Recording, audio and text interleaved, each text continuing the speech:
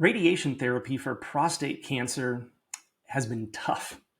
In fact, the first week kicked my butt. We'll learn about that and where we're at today on Fit for Any Battle.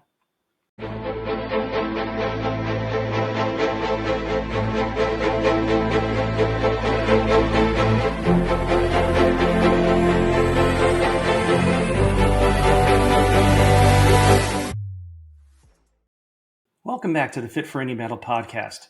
My name is Richard Bagdonas, and I'm your host. I'm also the author of Fit for Any Battle, a book available on Amazon and various other places. And I am the guinea pig for going through all of this. This series is dedicated to prostate cancer because I'm currently in a fight against aggressive prostate cancer. This podcast is coming to you a little over a month after my last chemo treatment. I had 6 chemo treatments. Each one was spread out after 3 weeks. So I would have chemotherapy treatment 1, a 3-week break, chemotherapy treatment 2, and so on. Then at the end, they gave me about a little over a month before I had to start radiation therapy. And during that time, they brought me into the radiation center. They put me on the table of the machine, the proton therapy machine that they will be using. And they put a pad underneath my legs and sucked out all the air so that it vacuum formed to my legs because they need me in the same position every time.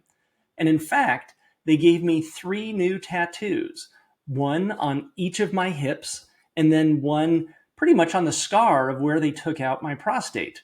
These tattoos are used by the machine to line up my body to make sure that I'm in the exact same position each time. Now, this treatment was said to have been pretty easy compared to chemotherapy. Chemotherapy would be the really tough one. However, I succeeded in my use of the Fit for Any Battle workout in order to basically counteract a lot of the side effects of chemotherapy. In that case, it was Taxotere. And thankfully, I don't have to go through chemotherapy again. My body relaxed, it recovered. My hair still hasn't grown back. However, that should happen here in the next few months. But then they got me set up for my first radiation appointment last week. I went in, I laid on the table. 5 minutes later, I was done. I was walking out the door, felt great. A couple hours later is when the side effects kicked in. It was about 2 hours later that I realized something must have been misaligned because my rectum felt sunburned. And for those of you that might put sunshine on your rectum, you may know how bad it feels when it gets burned. And I was having a hard time sitting comfortably while that was going on. So I went ahead and jumped into our cold plunge and basically cooled that area off to help reduce the pain. But it wasn't that was the big side effect. Next came hot flashes and nausea. So I was vomiting, and in certain times within 20 seconds, my body went feeling completely normal to instantly having every pore of my body start sweating. And I hadn't eaten, so there was really not much that was in my system to begin with, and I really couldn't put anything down. Over the course of 2 days, I had maybe 1 meal. Over the course of 3 days, I had my second meal. However, I really couldn't keep anything down. And so this radiation therapy treatments are done daily, Monday through Friday, and I get a weekend off. In fact, I'm just recording this after the weekend. I had my first appointment for the second week of radiation therapy today. And there are a couple things that we did as of Thursday afternoon last week that I think you should know about. The first one is the doctor gave me Zofran. Zofran is a really nice antiemetic. The antiemetics are there to reduce nausea. They're there to reduce vomiting. And they've asked me to take a Zofran 2 hours before my radiation therapy appointments in the morning, and then 30 minutes after, take a second one and basically double up on the dose.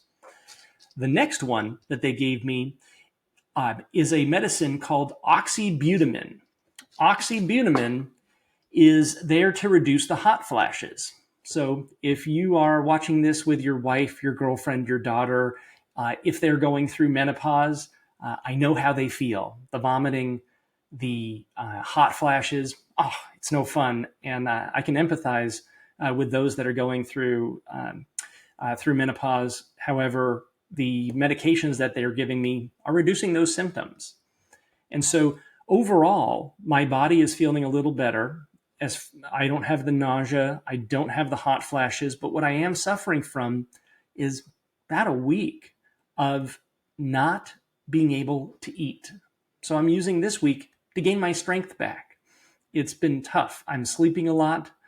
I just don't feel good. And I'm needing to add additional nutrition to my body to fight this. Now, you may be wondering what this crazy getup behind me is, and that's a proton therapy machine. However, it's a little different than the one that I go into over at the Austin Center for Radiation Oncology, which is part of Urology Austin. The overall aspects of the machine, it looks like a CT scan or an MRI, a donut that they place you in, and just a few minutes, they end up targeting a three-dimensional area of my body. In fact, if you look up here, I'm putting the video of what it looks like for my specific treatment. You'll notice that there are yellow lines around that area, and those yellow lines indicate the peripheral of the area that they are zapping. Now, of course, this is inside of my body.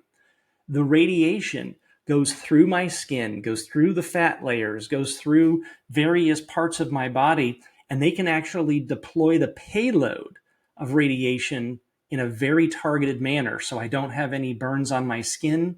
In fact, it doesn't feel like anything. If anything, it feels like I'm getting a simple X-ray. The machine is a proton accelerator, so it does make some really interesting noises when it's going through and doing its thing. And sounds a little bit like static electricity, a little bit like a zzz, and I'm attributing that to that's where it's going in and zapping my body. Now, it's doing this every day, 5 days a week for 8 weeks. So after the first few days, I really felt like I got my butt kicked, and I was really nervous about continuing. However, working with Dr. Richard Garza at the center, he provided me the 2 medications, and we have a really good course of treatment for how that is coming together. Now, one of the contributing factors that I believe was causing some of these side effects in combination with other things was during the time between chemo and radiation, I wanted to burn off some of the weight that I got from the prednisone, which put on about 5 to 7 pounds of fat while I was going through chemotherapy. And so I started with something called semaglutide. Semaglutide is a naturally occurring chemical in our body. It helps reduce the amount of time, actually increases the amount of time that our stomach uses to consume food. It also helps us with weight loss. And so I did burn off the 5 to 7 pounds. However, because of the half-life of that medication, that continued into my treatments. And I believe that that was partially the cause of my nausea, maybe not the hot flashes, and definitely not the sunburned rectum. So coming up next, we're going to talk about what it feels like when we are home for the weekend and recovering, because your first week of radiation therapy is very important. I would highly recommend a few things. And so stay tuned and we'll talk about it. You know, going through prostate cancer is really tough. It's been one of the most challenging things that I have had to go through in my medical career. The problem is that everybody in my support group wants to reach out and check in on me from time to time.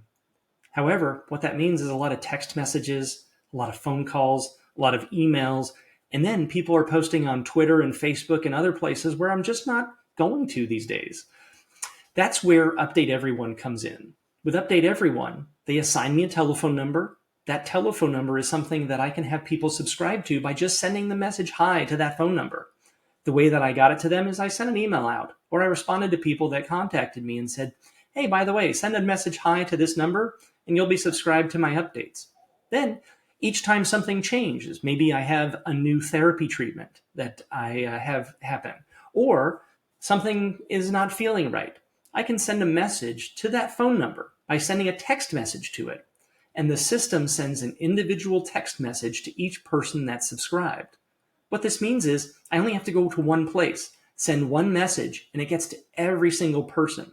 And the beauty on the other side is people don't have to have an app. They don't have to go somewhere.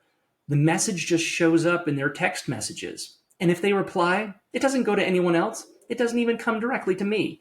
It goes to update everyone. And then I log in and I can see all the nice text messages that people have sent me. So if I'm looking for that inspiration of, man, I'm not feeling good today, I just need some, words of encouragement, I can go on the updateeveryone.com site, look on the messages that people have sent, and regain that sense of purpose and that strength that I need for my support group. So be sure to check out updateeveryone.com and sign up today. Welcome back. Let's talk about that first week and what you should be doing when you're preparing yourself for radiation therapy for prostate cancer. The first thing I would recommend is take time off. I was trying to work during the week and I was struggling to do so. And so the great thing is my boss told me, hey, you don't seem like you're doing well. Go take some time off.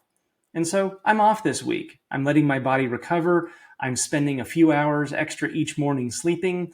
I'm getting good nutrition, and I'm going to start doing very, very light exercises. For those of you that are using the FitFAB workout program, recommendation is to drop your weights 30% of your normal weights just for this week, just to build up get that strength back up, and then quickly build back up to our normal weights.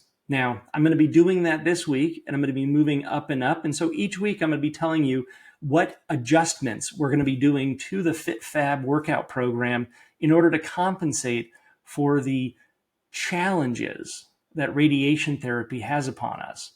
Now, you'll notice that I probably look a little tired. I was dehydrated, I was malnourished, and I was just not in a good position. I had light sensitivity when I would go outside in the sun. I felt very weakened by the sun.